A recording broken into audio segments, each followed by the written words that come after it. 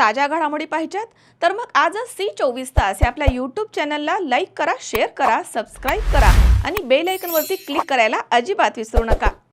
गुन्हे शाखा युनिट 1 आणि 2 यांनी संयुक्तरित्या कामगिरी करून तांत्रिक माहितीच्या आधारे 4 आरोपींना अटक करून त्यांच्याकडनं 38,58,700 रुपये किमतीचे सोने आणि चांदीचे दागिने आणि इतर मुद्देमाल हस्तगत केला। परंतु याच गुन्ह्यामधील एक आरोपी पोलिसांच्या हाती लागला नव्हता। त्या आरोपीचा तपास करत असताना आफताब उर्फ आत्या कुरेश सय्यद हा गेल्या अनेक दिवसांपासून फरार होता।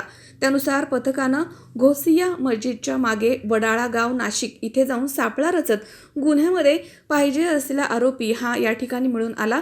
तसेच ताब्यात घेतलेल्या आरोपीची चौकशी केली असता त्यानं गुन्ह्याची कबुली दिली आहे। त्यानुसार मुंबई नाका पोलीस स्टेशनच्या ताब्यात त्याला देण्यात आलाय। सदरची कामगिरी ही पोलीस आयुक्त संदीप कर्णिक, पोलीस उपायुक्त प्रशांत बच्छाव, संदीप मिटके यांच्या मार्गदर्शनाखाली युनिट 2चे सहाय्यक पोलीस निरीक्षक हेमंत तोडकर, समाधान हिरे, मुख्तार खान पठाण, गुलाब सोनार, मनोज परदेशी, अतुल पाटील, परमेश्वर दराडे यांनी केली आहे। किरण आहेर, C24 नाशिक। पावसाळ्यामध्ये विजेचा लपंडाव, मग चिंता कशाला करताय? आता अंधाराला करा बाय बाय।